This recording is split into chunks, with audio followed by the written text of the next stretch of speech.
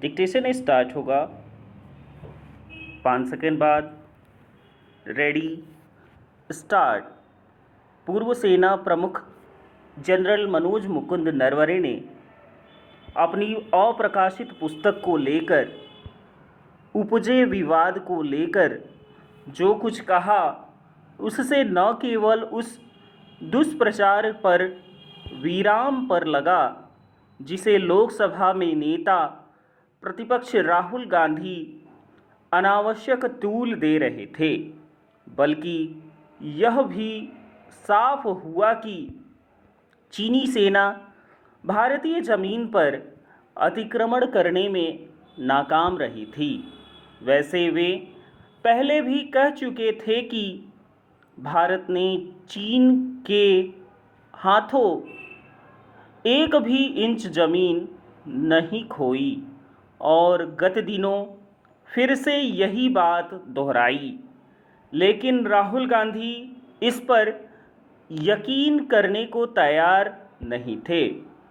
वे बार बार यही दुष्प्रचार कर रहे थे कि चीन ने हमारी ज़मीन हथिया ली और प्रधानमंत्री कुछ भी नहीं कर पाए। बाद में वे जनरल नरवणे के कथ्य को गलत तरीके से प्रस्तुत करने लगे।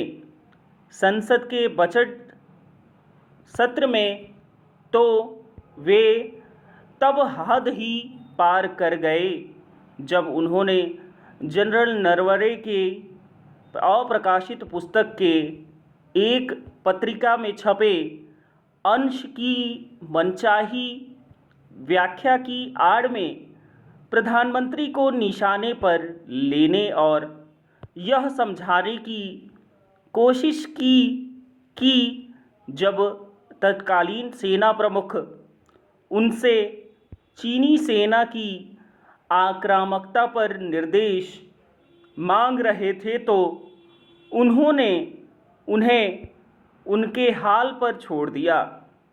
राहुल ने प्रधानमंत्री की ओर से सेना प्रमुख को दिए गए इस स्पष्ट निर्देश की शरारतपूर्ण ढंग से व्याख्या की कि जो उचित समझे वह करे।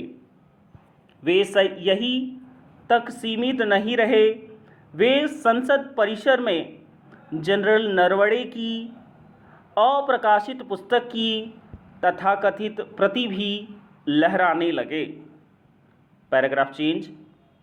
राजनीति में जब आरोप प्रत्यारोप का सिलसिला कायम होता है तो उसमें दुष्प्रचार का भी कुछ अंश शामिल होता ही है, लेकिन यह तो गैर जिम्मेदारी की पराकाष्ठा है कि संकीर्ण राजनीतिक हितों की पूर्ति के लिए ऐसा झूठ प्रचारित किया जाए कि सीमा पर संकट के समय सेना और सरकार में सामंजस्य नहीं था।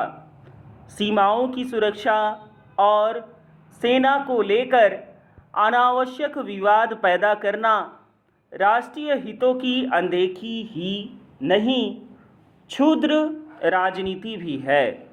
यह अच्छा हुआ कि जनरल नरवणे ने राहुल गांधी की ओर से उनकी अप्रकाशित पुस्तक की कथित प्रति लहराने और उनके साथ साथ सेना को विवादों में घसीटने को अनुचित आचरण की संज्ञा देने में संकोच नहीं किया।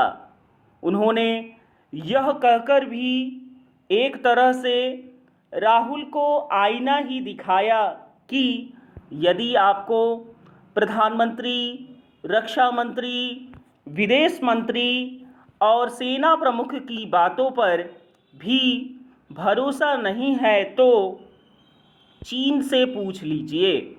इसमें संदेह है कि पूर्व सेना प्रमुख की इन खरी बातों से राहुल अपनी गलती समझेंगे और उनकी सेहत पर कोई असर पड़ेगा, क्योंकि किसी भी मामले में वे अपनी मनगढ़ंत धारणा को सही सिद्ध करने की कोशिश करते रहने की के आदी हो चुके हैं। वास्तव में इसी कारण वे अनावश्यक विवादों में घिरते रहते हैं। विराम।